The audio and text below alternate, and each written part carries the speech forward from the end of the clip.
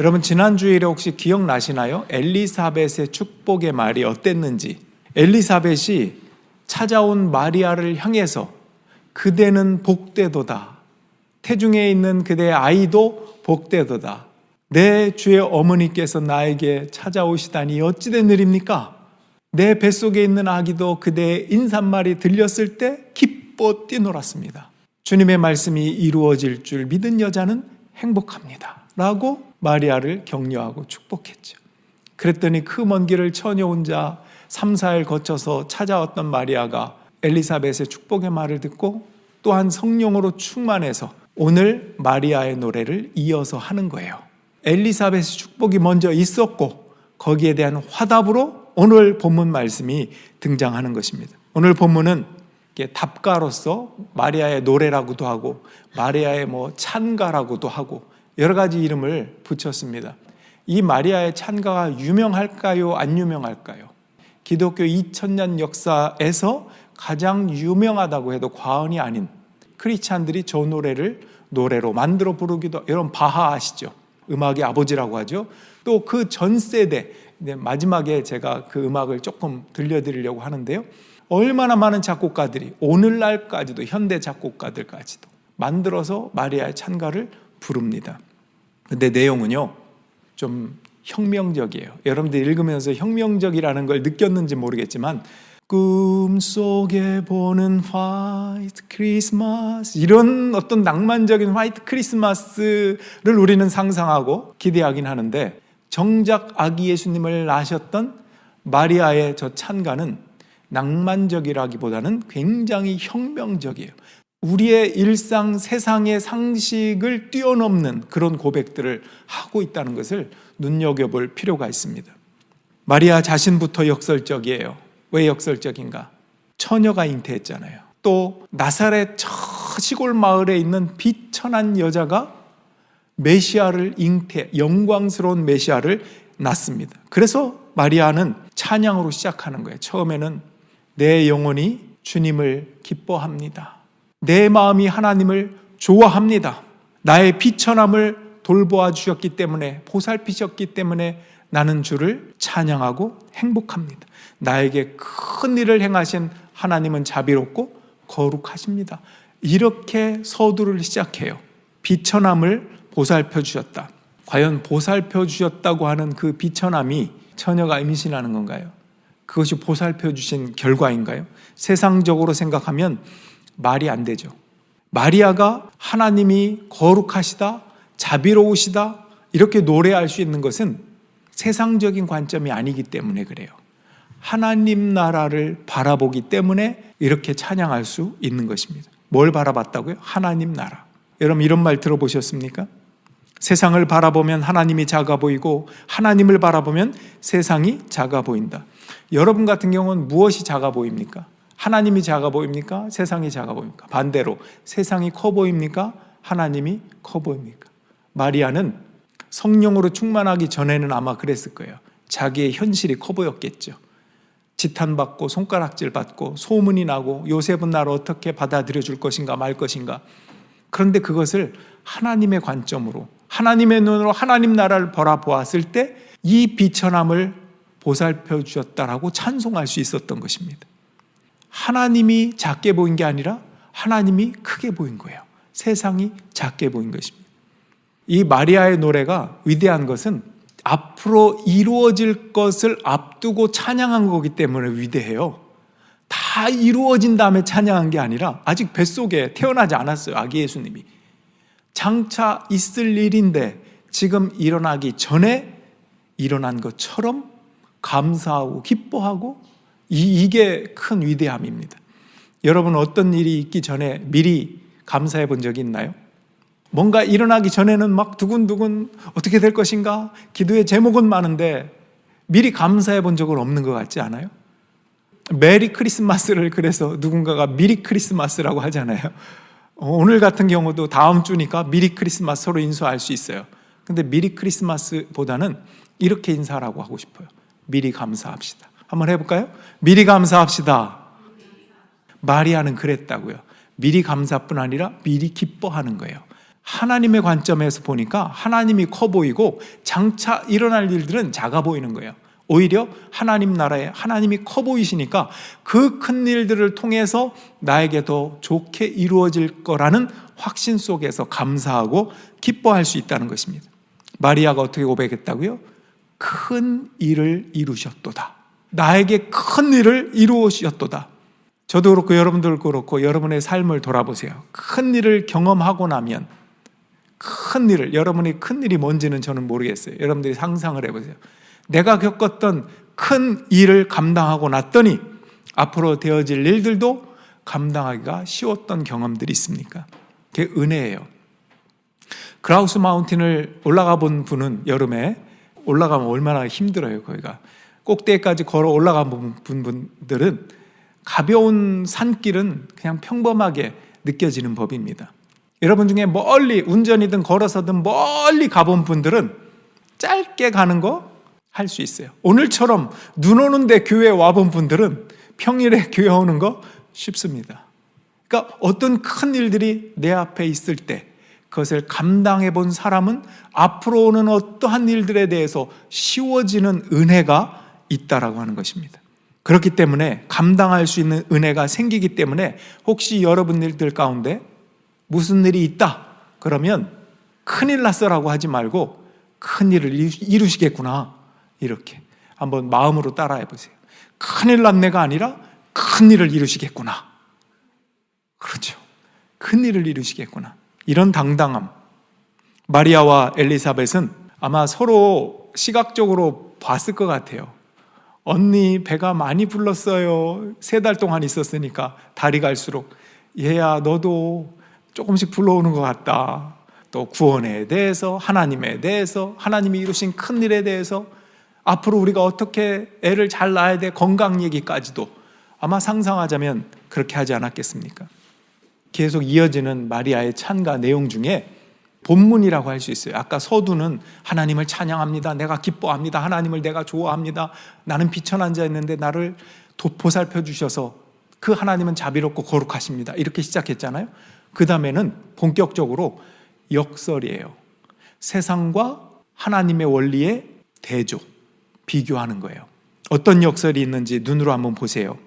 교만한 자가 나오죠. 비천한 자가 나옵니다. 흩으셨다라는 말이 나오고 높이셨다라는 말이 나오고 줄인 자가 나오고 부유한 자가 나오고 또 배부르다, 빈손, 대조하는 거예요. 역설적입니다. 아까 혁명적이라고 그랬잖아요. 마리아 찬가가. 세상적으로 내가 그냥 배부르고 높은 자리에 가고 등 따숩고 이런 복을 노래하는 게 아니라 반대잖아요. 사무엘의 어머니가 한나였어요. 구약시대에. 한나도 그 어머니로서 찬가를 불러요. 한나의 노래, 한나의 찬가도 구약에 있거든요. 아주 비슷해요. 높아지는 자 낮아질 것이요 낮아진 자 높아질 것이다 라고 하는 이런 역설, 이런 대조를 구약에서도 노래하고 있거든요. 마리아도 비슷해요. 물론 그 뒤에 우리 조상들에게 말씀하신 대로 그 자비는 아브라함과 그 자손에게 영원토록 있을 것이다 라면서 민족의 개념으로 나 자신의 기쁨을 넘어서 민족과 더 나아가 하나님 나라, 이 세상 전체로 그 축복을 확대하는 것이 차이가 있긴 합니다. 여러분, 이 세상은 약육강식의 세상이에요. 높은 자는 더 높아지고 낮은 자는 더 낮아집니다. 강한 자가 약한 자를 잡아먹는 세상입니다. 하나님 나라의 법칙은 다르다는 얘기입니다. 세상은 어떻게든 높아지라고 해요. 그런데 하나님 나라에서는 섬겨라, 나눠라, 겸손해라 이렇게 가르치고 있다는 것입니다. 오늘은 강림전 마지막 주일입니다. 강림절이라고 하는 것을 영어로 어드벤트라고 해요. 이것은 오다, 내려오다라는 뜻이면서 동시에 어떤 뜻이냐면 모험하다 이런 뜻입니다. 어드벤처하고 비슷하죠? 어드벤트, 모험하는 것입니다.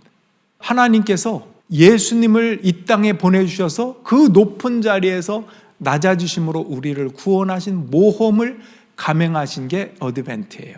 이 세상에서는 위로 올라가는 게 영광스럽다고 그래요. 낮아지고 천해지고 내려오는 것은 부끄럽다고 여깁니다. 근데 하나님은 거꾸로라고 그러죠. 찬가가 뭐예요? 하나님께서 내려오셨다는 거예요. 겸손하게 낮아지셨다는 것입니다. 그런 면에서 교만한 사람은 예배를 잘 드릴 수 있을까요? 없을까요? 교만한 사람은 예배를 잘 드릴 수가 없습니다. 왜냐하면 자기 의에 가득하기 때문에 그래요. 내 의와 내 자랑과 내 욕망이 앞서기 때문에 하나님 앞에서 예배드리기 힘들어요. 그 욕망이 하나님을 바라보고 하나님을 만나려고 하는 것을 방해해요. 다. 결코 낮은 마음으로 하나님을 높여드릴 수 없어요. 겸손한 사람만 내가 낮아진 상태에서 하나님을 높여드릴 수 있어요. 교만한 사람은 내가 높아지려고 하는 목적이 최고이기 때문에 결코 하나님을 만날 수가 없다는 거예요. 그런 의미에서 우리는 왜 예배드리는가? 여러분 왜 예배를 드립니까? 하나님을 높여드림으로 만나기 위해서, 하나님을 만나기 위해서 겸손한 자에게 찾아오신다고 그랬거든요. 우리가 겸손하게 나를 낮춤으로써 나를 찾아오시는 하나님을 만나기 위해서 우리는 예배를 드려요. 하나님의 복은 사람의 마음을 넉넉하게 만들어요. 하늘의 복을 누리는 자만이 넉넉할 수 있습니다. 이런 이야기 들어보셨어요? 어떤 분이 그래요. 이제 한국에 이웃집 아주머니가 과일 노점상 같은 걸 하셔요. 그래서 가끔 이제 본인도 아이들 갖다 주려고 사과를 사는데 그날은 손님이 그 아줌마가 쌓아놓은 사과를 그렇게 막 뒤집더래요. 왜 그럴까요? 상하지 않은 걸 고르느라고. 겉에 보니까 좀 상한 게 있는 거예요. 그 손님이. 그래서 막 안에 있는 걸 끄집어내려고 하다 보니까 쌓아놓은 게 우르르르 그냥 다 무너졌어요. 그러니까 무너지는 모습을 보니까 이 사람이 주인 아줌마 마음도 무너지는 것 같더래요. 그래 자기가 쌓는 것을 도와주면서 자기도 사야 되잖아요. 아이들 갖다 주려고 하는데 상한 거를 넣었대요. 물론 상한 것만 고르진 않았어요. 손에 잡히는 대로. 그것이 상한 것이라 할지라도 그냥 잡아서 넣었대요. 그걸 볼까요? 안 볼까요? 아주머니가? 보는 거예요. 그러지 말라고, 그래 안 와도 괜찮다고. 아니에요. 아주머니 다 무너지고 그랬는데 마음이 얼마나 속상하세요. 다 싸놓고 많이 파세요. 하고 가는 거예요. 크리스찬이라는 것을 그렇게 증거한다는 거죠. 집에 가지고 왔어요. 아이들이 묻습니다. 그게 상했어. 이거 벌레 먹은 건데 왜 이런 걸 사왔어? 아이들이. 엄마가 자초지종을 얘기해줘요. 사실은 이래이래해서 이러이러했단다. 그 아줌마가 너무 고마워하더라. 이게 산교육이라는 거예요. 크리스찬에게.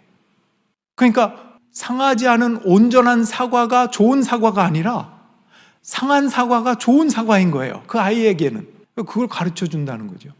이것이 얼마나 당당하고 넉넉한 마음인가요?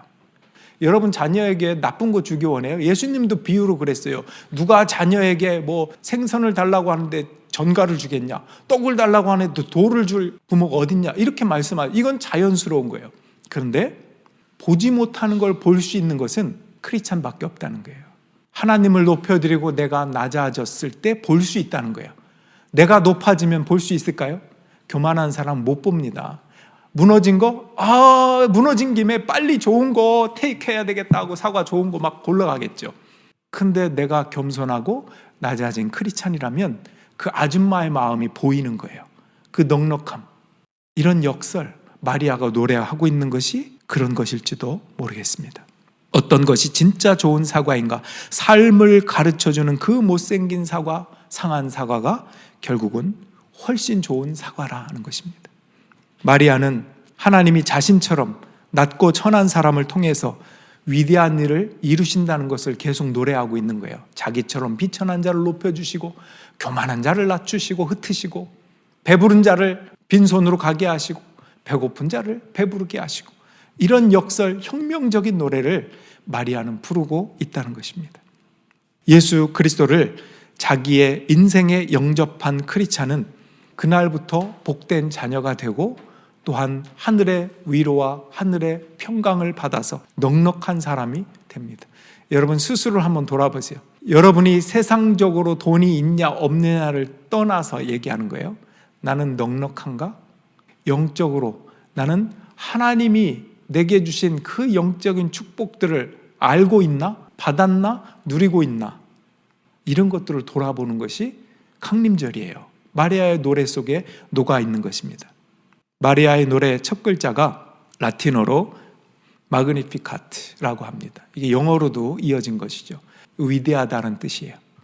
하나님의 위대하심을 찬양하고 노래하는데 마리아의 찬가, 마리아의 노래 첫 글자가 마그니피카트입니다. 그래서 마리아의 노래를 마그니피카트라고 하고, 역대 얼마나 유명한, 아까 얘기했던 바하도 그렇고요. 바하 전 세대 사람 요한 파헬벨이라고 하는 사람도 아주 유명한 곡을 만들어서 오늘날까지도 불려요.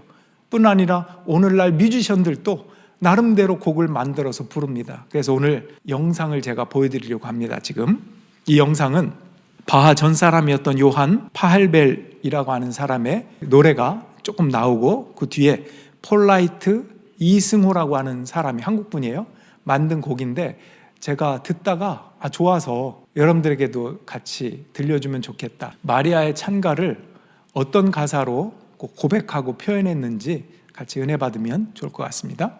아멘. 우리 눈을 감아 봅시다. 그리고 오늘 말씀을 생각해 봅시다. 마리아가 나의 비천함을 돌보셨다고, 세상적으로는 약하고 보잘것없고 절망적인 상황인데 처녀가 임신을 하고 비천한 나를 돌보셨다고, 나사렛의 촌동네 소녀에게 메시아가 나신다고 기뻐하면서 미리 기뻐하고 감사합니다. 그 마음에 역설적인 마음이 먼저 생겼기에 그가 계속 찬양합니다.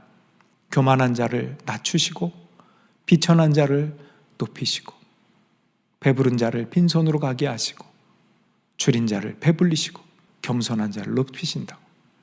대대에 하나님의 이름을 높였던 마리아의 노래. 여러분의 비천함은 무엇입니까? 마리아에게 하나님이 정말로 큰 일을 이루셨던 것처럼 이제 여러분 앞에 어떤 일이 있을 때 큰일 났다고 하기보다 큰 일을 이루시겠구나, 이런 마음으로 미리 감사하고 기뻐하고 하나님을 크게 바라봅시다. 세상을 바라보지 말고 문제를 크게 보지 말고 하나님을 크게 바라볼 수 있는 믿음이 있게 해달라고 기도합시다. 여러분, 이 시간에 함께 기도할까요? 비천함을 보살피시는 하나님께서 큰 일을 행하십니다. 낮아지셔서 구원하신 주님께서 어드벤트로, 우리는 높아지길 원하지만 그분 자체는 우리 안에 가장 낮아지셔서 우리로 본을 보여주시고 우리도 낮아짐으로 높아지는 그 역설, 그 높으신 주님을 만나게 하셨습니다. 하나님의 자녀로서 넉넉함과 당당함으로 살겠습니다. 하나님 나라의 원리를 따라 살겠습니다. 그러할 때 진정한 축복과 은혜가 더 크기 때문입니다. 이 믿음의 고백으로 이 시간에 함께 기도하며 나가겠습니다. 기도하겠습니다.